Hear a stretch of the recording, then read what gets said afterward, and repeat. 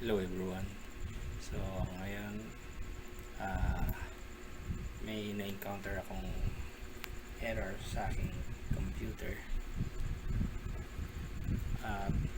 Mayroon akong files na naka-RAR, naka-compress, ibig sabihin. So ini-extract ko siya, nagpa-file corrupted. So akala ko corrupted yung file, yung pala naalala ko sinabi ng aking colleague na luma yung mga ano ngayon, mga naka-zip na files kadalasan or naka-compress na file ay kailangan bagong WinRAR ang inyong gamitin, latest, ibig sabihin latest update. So yun nga, so ipapakita ko sa inyo kung anong nangyayari.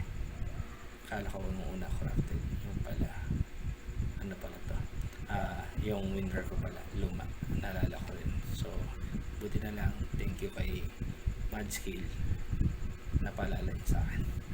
So ito ang nangyayari, pakita ko lang sa inyo. So naka-RAR yan. So pag double click ko, double click, ayan ang lumalabas,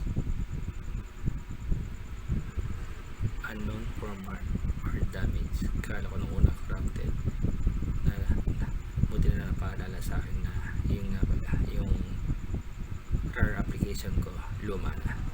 So ating ayusin ngayon yan, download natin yung latest update natin, i-install natin.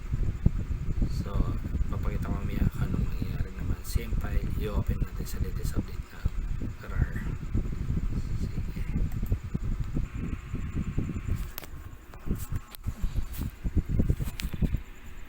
Hello? So ayan, na-install ko na yung latest na WinRAR 6 version 6. So pag in-open mo yan, so ayan, nag-open na ang ating WinRAR. So ang aking install is ayan po, version 6 na WinRAR. So sa laman nagtatanong or ano, i-download nyo na yun kung sa lahat na nagkakaroon ng problema sa pag bukas ng WinRAR. Kala nyo corrupted yung file, o sinasabi nila na hindi corrupted yung file, maayos. Baka yung version ng inyong WinRAR ay luma. Makikita nyo dito sa help about WinRAR. Then latest version is version 6. So yan, download nyo na yung latest version. So pwede nyo na yan extract.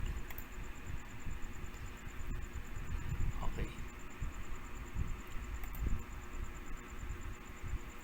So yun lang po. So sa sunod ulit, thank you for watching.